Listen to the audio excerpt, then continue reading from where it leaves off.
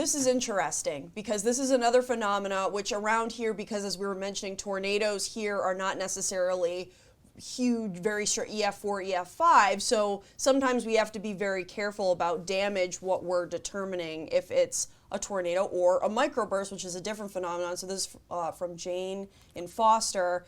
I know that a few years back we had a microburst in Warwick, which we were talking about. I had never heard of one before, but now know it's basically a step before a tornado, which we'll talk about that. Now that we've had an EF1 tornado confirmed, what are the odds of us seeing even stronger tornadoes? So kind of volleying off of that, it's not necessarily a step before, it's a different phenomenon entirely. And bottom line, most of your severe thunderstorm wind damage is straight line wind damage, what we call a microburst. The one in Warwick, she's talking about, hit my neighborhood. It was just, I don't even remember this one. It was just, and it was called, they were calling it the sunrise surprise. And the reason why it happened at about 6:30 in the morning, and I'm at home, and just like that, the wind is ramping up. It felt, it looked like a tornado was coming through, but it was actually straight line wind.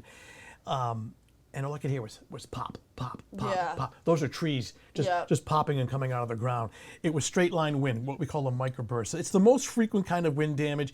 It can be as significant as a tornado, but it's not twisting. So take a look at this. So there's your severe thunderstorm.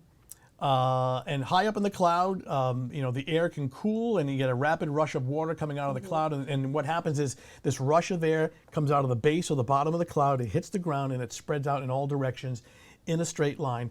And it can do tornado-like damage even though it's not a twisting wind. I mean, you can get the winds here up to over 100 miles per hour.